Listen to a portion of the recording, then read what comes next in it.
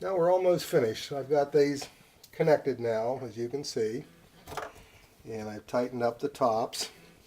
The only thing left to do now is put the trap on, and we'll just put the trap in place.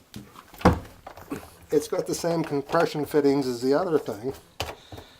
I won't tighten that down completely till we get this one, because we got to get that back one started first.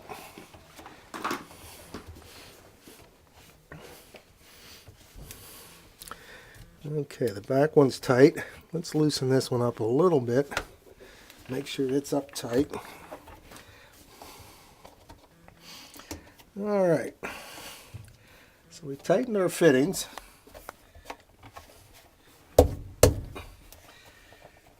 And now we test for water. And the way we do that is just run water and see if we have any leaks. So I'm going to turn the water on up here.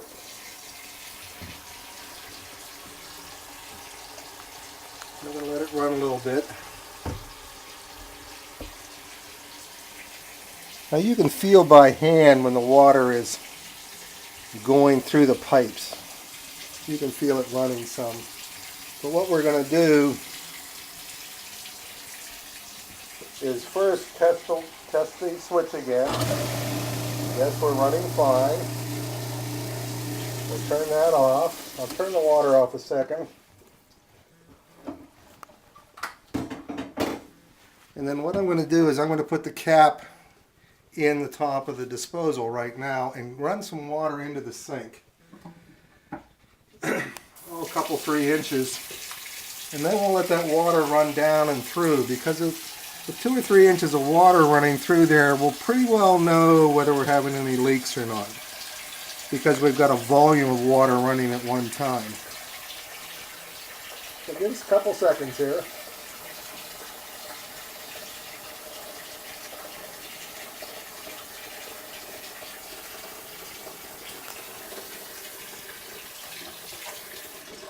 Alright, water's off.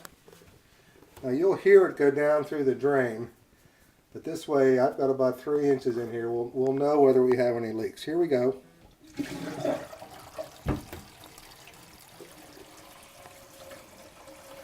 Okay, what we like to see, dry as a bone. But what we do on the safe side, because this is plastic and it does tend to stretch and mess around every now and again, is we have our little slop sink here, our little drain thing. And what we'll do, let me empty this out.